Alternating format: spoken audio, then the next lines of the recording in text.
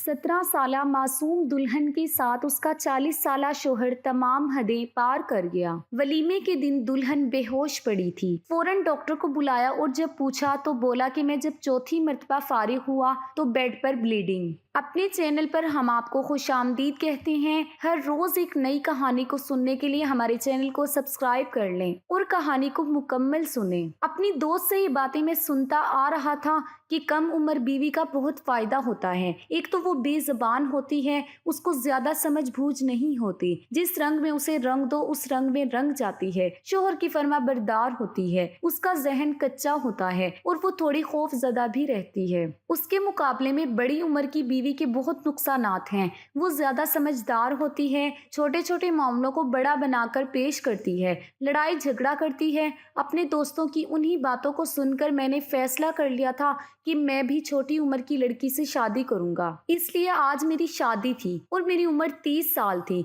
और मेरी दुल्हन की उम्र 17 साल थी। सर पर सेहरा सजाए बेहद खुशी के साथ मैं अपने कमरे में दाखिल हुआ, जहां पर मेरी 17 साला नई नवेली दुल्हन लाइबा बैठी हुई थी। लाइबा बहुत खूबसूरत थी। उसके हुस्न को देखकर मैं बहुत हैरान हो गया था और बहुत खुश भी। मैं अपने दिल की धड़कनों पर काबू पाते हुए आगे बढ़ा और उसके सामने बैठ गया। न जाने कितनी देर तक मैं उसके हुस्न को देखता रहा और दिल ही दिल में खुश होता रहा कि मुझे इतनी खूबसूरत बीवी मिली है। वो चेहरे से बहुत मासूम लग रही थी। मैं पहले उससे नहीं मिला था, सिर्फ तस्वीर देखी थी, लेकिन वो तस्वीर से भी ज्यादा खूबसूरत लग रही थी। मैंने महसूस किया कि उसके हाथ पांव कांपने लगे हैं। वो बहुत खौफजदा भी थी। शायद इसी तरह से डरी सहमी हुई। देखकर मुझे खुशी हो रही थी। इसी तरह की बीवी मुझे चाहिए थी, जो शोहर से डरे। शोहर के सामने शेर बन जाने वाली बीवी मुझे बिल्कुल भी पसंद नहीं थी। मैं उसके डर और कपकपाहट को खूब इंजॉय करने लगा। मुझे दोस्तों ने कहा था कि ज्यादा तारीफ मत करना, सर चढ़ जाएगी, इसीलिए मैंने उसके हुस्न की कोई खास तारीफ नहीं की। सोचा इस डरी हुई लड़की को थोड़ा और डराया जाए। मैंने यूं ही अपने फोन पर 30 सेकंड का टाइमर सेट किया। 30 सेकंड के बाद मेरे फोन पर रिंगटोन बजी। मैं फोन लिए कमरे में एक साइड पर चला गया और फोन पर किसी से बदतमीजी से पेश आने लगा कि जैसे बहुत गुस्सा कर रहा हूँ। मैंने कहा कि आज मेरी शादी है और तुम्हें ये वक्त मिला है बुरी खबर सुनाने का। तुमको पता नहीं है मैं कितने गुस्से वाला इंसान हूँ। मुझे लोगों का बकबक करना बिल्कुल पसंद नहीं है और जब मुझे गुस्सा आ जाए तो फिर मैं ये नहीं देखता कि मेरे सामने कौन है। जो इंसान मुझसे अपनी खैर चाहता है वो मेरे सामने कभी भी जवाब नहीं देता। और तुम्हारी इतनी हिम्मत कि तुम मुझे बातें सुना रहे हो, आकर मैं तुम्हें कल ठीक करता हूँ, सीधा नौकरी से निकाल दूंगा, क्योंकि गलती की मेरे पास कोई माफी नहीं है। जो बातें मैं अपनी बीवी को सुनाना चाहता था वो सारी मैंने फोन पर किसी और को सुनाकर दरअसल अपनी बीवी के कानों में डाल दी थी। मैंने उसको मुंह दिखाई की अंगूठी दी थी तो उसने मेरे हाथ से लेकर सामने रख दी। मुझे उसकी ये बात बहुत बुरी लगी थी। मैंने उसे कहा कि इसे पहन लो। उसने कहा कि अंगूठियां उसे पसंद नहीं।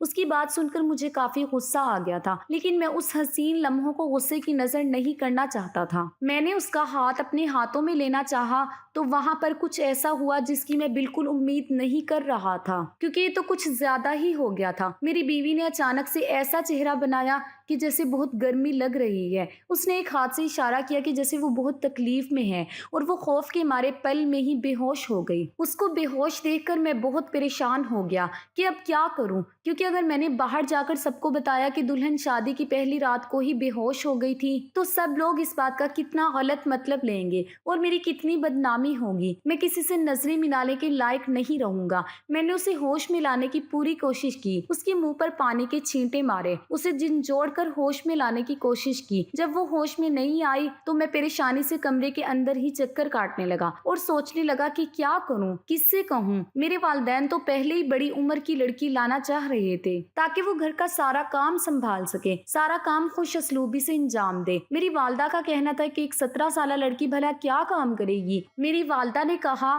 कि उन्हें ऐसी बहू चाहिए जो कि बहुत सिगड़ हो और सारा घर संभाल ले। सारे घर वालों की मुखालफत करके मैंने सिर्फ अपनी मर्जी की और उसी लड़की से शादी की। अगर मैं कहूंगा कि वो बेहोश हो गई है तो सब मेरा मजाक उड़ाएंगे कि कम उम्र की लड़की से शादी करोगे तो यही होगा। जब पूरा 1 घंटा गुजरने के बाद वो होश में नहीं आई तो मैंने अपने दोस्त को फोन करके सारी सूरत हाल से आगाह किया तो वो आगे से हंसने लगा और हंस हंस के लूट फूट हो गया। उसकी हंसी मुझे मजीद गुस्सा दिलाने लगी। मैंने उससे कहा कि ये हंसने का या मजाक उड़ाने का वक्त नहीं है, मुझे उसकी मदद की जरूरत है। मैं घर वालों में से किसी को कुछ नहीं बताना चाहता, बस किसी तरह वो होश में आ जाए। मुझे ठंडे पसीने आ रहे थे दिसंबर की सर्दी में। मेरे दोस्त की बीवी डॉक्टर थी, इसलिए मैंने उसे फोन किया था कि शायद कोई मदद हो जाए। तो उसने कहा कि परेशान होने की जरूरत नहीं, वो किसी बहाने से अपनी बीवी को मेरे घर ला रहा है। उसकी ये बात सुनकर मैं मजीद परेशान हो गया, क्योंकि शादी खत्म हो चुकी थी, मेहमान अपने घर जा चुके थे, घर वाले सोने की तैयारी कर रहे थे। ऐसे में उसकी डॉक्टर बीवी मेरे घर आ गई तो कितनी खौरी हो गई। मैं जो उससे मदद की दरख्वास्त कर बैठा था, ऐसे लग रहा था कि ये बात मेरे गले पड़ गई है और फायदे की बजाय उल्टा नुकसान होने वाला है। मैंने उसे साफ मना कर दिया कि अपनी डॉक्टर बीवी को यहाँ मत लाना, बिला वजह मेरी खौरी होगी, मुझसे सवालों जवाब होगा। उसने कहा कि ठीक है, परेशान होने की जरूरत नहीं, वो फोन पर ही मेरी अपनी बीवी से बात करवाएगा। तो ये बात मुझे सहर लगी और मैंने उसकी डॉक्टर बीवी से बात की और उसे होश में लाने की तरकीब पूछी। उसने मुझे कहा कि उसके पैरों के तलवों पर मालिश करो और उस पर कंबल डालो, क्योंकि सर्दी है, इस तरह से उसे गर्माइश मिलेगी और शायद वो होश में आ जाए। मैं यही सब कर रहा था, लेकिन मैं बहुत परेशान भी था। मैंने ये सब कर लिया, लेकिन फिर भी उसे होश नहीं आ रहा था। मेरा दोस्त पीछे से बड़बड़ा रहा था और उसकी बीवी मुझे तरीके बता रही थी। मैंने अचानक से कह दिया कि उसको होश आ गया है, आपका बहुत बहुत शुक्रिया, क्योंकि मैं इस सूरत हाल से बहुत तंग हो रहा था। उन्होंने कहा कि चलो ठीक है, अब सुकून से सो जाओ। दरअसल मेरी बीवी होश में नहीं आई थी। मुझे समझ नहीं आ रहा था कि मैं क्या करूं, क्योंकि इतनी देर तक भी बेहोश रहना ठीक नहीं था। परेशानी में इधर उधर चक्कर काट रहा था। जब मेज के किनारे पर मुझे कुछ चमकता हुआ नजर आया, मैंने देखा तो मेरे कदमों तले से जमीन निकल गई, क्योंकि ये तो नींद की दवा थी और उसकी दवा का थोड़ा सा सफेद रंग टेबल पर पड़े गिलास में नजर आ रहा था। इसका मतलब मेरी बीवी ने खुद बेहोशी की दवा खाई थी और जाहिर है कि ये दवा को असर करने में थोड़ा वक्त तो लगा होगा। जितनी देर में उससे बातें कर रहा था, उतनी देर में दवाई ने असर कर दिया और वो बेहोश हो गई। और ये दवाई अगर उसने खाई थी तो फिर उसे कोई भी होश में नहीं ला सकता था। मैं अपनी बीवी को हैरान होकर देख रहा था कि उसको तो बहुत मासूम होना चाहिए था, लेकिन ये मासूम नहीं थी। मुझे सारी रात नींद ना आई कि आखिर ये क्या माजरा था जो मेरी बीवी ने अपनी सुहागरात वाले दिन कर लिया था। क्या वो मेरे साथ वक्त नहीं गुजारना चाहती थी? मुझे तो इस बात की यही समझ आ रही थी। सुबह 4 बजे का वक्त था कि दरवाजे पर दस्तक हुई। मैं 15 मिनट पहले ही सोया था। बैठे बैठे ही मेरी आंख लग गई थी। मैंने बाहर जाकर देखा तो मेरी अम्मी थी। उस वक्त उनको क्या काम था? हमारे घर में तो कोई इतनी जल्दी नहीं जागता था और आज वलीमा भी नहीं था, क्योंकि हमने वलीमे में 1 दिन का वक्फा रखा था ताकि सब अच्छे से आराम कर सके। मेरी अम्मी ने कहा कि तुम अभी तक कमरे में हो, क्या कर रहे हो, चलो यहाँ से। मैंने कहा कि मेरी शादी हुई है, मेरा कमरा है, मैं यहाँ पर नहीं हूँगा तो कहाँ हूँगा। अम्मी ने कहा जिस दिन शादी होती है उससे अगले दिन दुल्हा और दुल्हन ज्यादा देर कमरे में नहीं रहते, कमरे से जाना होता है, नहीं तो बुरा समझा जाता है। मैंने कहा कि ठीक है, चले चलते हैं। उन्होंने कहा कि नहीं तुम जाओ, मुझे दुल्हन से कोई काम है। मैंने कहा कि आपको क्या काम हो सकता है? जो भी काम है वो बाद में कर लीजिएगा, वो सो रही है। मैं नहीं चाहता था कि मेरी माँ को पता चले कि मेरी बीवी बेहोश हो चुकी थी, क्योंकि उन्होंने यही समझना था कि वो मेरी वजह से बेहोश हुई है। मेरी माँ ने कहा कि पागल, शादी तो तूने करा ली है, लेकिन बारीक बातों को नहीं समझता। अगले दिन दुल्हन से एक बात पूछनी होती है, मैं वही पूछने जा रही हूँ। अपनी पसंद से लड़की लाए हो, खानदान की लड़की होती तो ये सब करने की जरूरत नहीं होती। खानदान की लड़कियों को पता होता है कि वो किस तरह पली बढ़ी हैं, क्योंकि वो आपकी आंखों के सामने होती हैं। लेकिन खानदान से बाहर से लड़की लाएं, पता तो करना पड़ेगा ना ठीक भी है या नहीं। इतना तो मैं बच्चा नहीं था, मुझे मेरी माँ की बात समझ आ गई थी। लेकिन जब वो पहले ही बेहोश हो गई थी तो भला इस बात की क्या तक बनती थी। मैंने अपनी माँ को बहुत सहाने लगाए कि मेरे साथ चले, मैंने कपड़े बदलने हैं, मुझे पता नहीं है मेरे कपड़े कहाँ पड़े हैं, मुझे बहुत भूख लगी है, मुझे नाश्ता बना दें। लेकिन ये सारे बहाने मेरी माँ को शक में मुब्तला कर गए। मेरी माँ ने मुझे एक तरफ धक्का दिया और अंदर चली गई। अब मैं कमरे के बाहर ऐसे खड़ा था जैसे ऑपरेशन थिएटर के बाहर बंदा खड़ा होता है और उसे पता होता है कि कोई बुरी खबर मिलने वाली है। थोड़ी देर बाद मेरी अम्मा बाहर आई तो मुझे हैरान होकर देखने लगी और अचानक से मेरे कंधे पर थपकी देकर कहा, मुबारक हो। तुम्हारी बीवी ठीक है। मेरे कदमों तले से जमीन निकल गई कि भला अम्मी को ये सब कैसे पता चल गया कि फौरन वापस कमरे में भागा और जाकर देखा तो सामने का मंजर देखकर मैं भी हैरान परेशान था। मेरी बीवी के कपड़ों पर खून लगा हुआ था जिसे देखकर मेरी माँ तो मुतमईन हो गई थी, लेकिन मेरा तो चैन बर्बाद हो गया था। समझ नहीं आ रहा था कि आखिर ये सब कैसे हुआ। मेरी बीवी थोड़ा बहुत हिल रही थी, इसका मतलब होश आने वाला था। मैं उसकी शक्ल नहीं देखना चाहता था।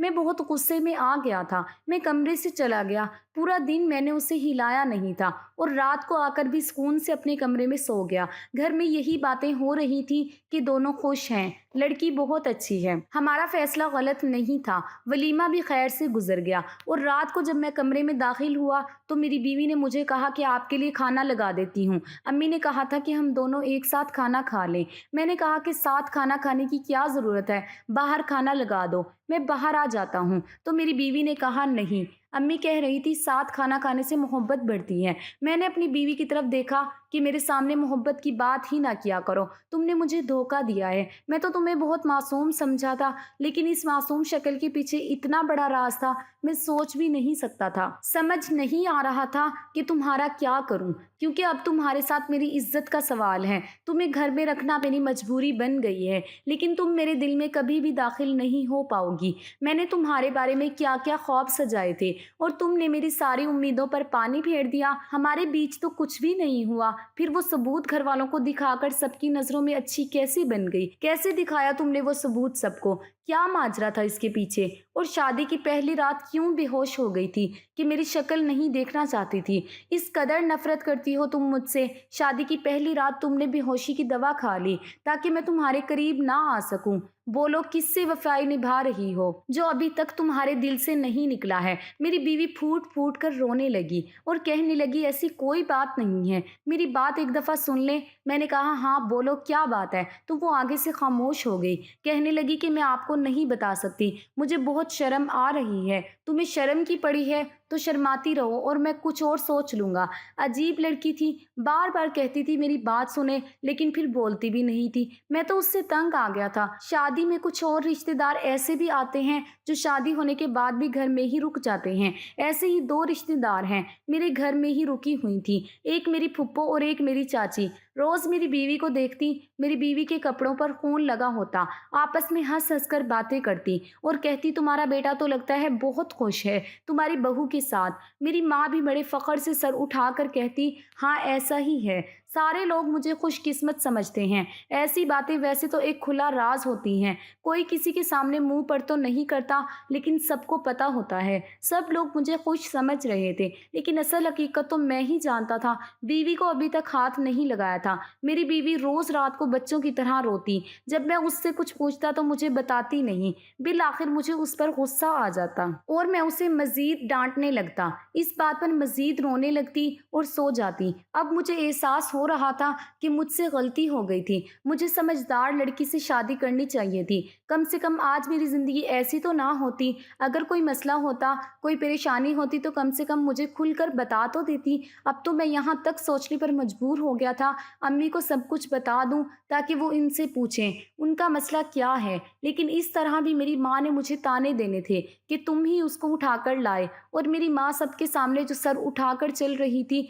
उसका वो सर झुक जाना था। एक दिन सोचा कि जो होता है होता रहे, रोती है तो रोती रहे, मैं अपना काम कर देता हूँ। लेकिन जिस तरह का उसने मुंह बनाया होता था और ऐसे रोती थी जैसे उस पर दुनिया भर का जुल्म हो रहा है, मेरा दिल नहीं करता था कि उसके पास भी जाऊं। मैंने ये मामला किसी और का मामला कहकर एक ऐसे शख्स से डिस्कस किया, वो ना तो मेरा रिश्तेदार था और ना ही मेरा दोस्त था कि वो मुझे जज करे। उसने कहा कि कुछ औरतें बहुत मासूम होती हैं, उनको पता भी नहीं होता किसी बात का। तो जिसकी भी तुम बात कर रहे हो उसे कहो कि अपनी बीवी से प्यार और मोहब्बत से बात करें।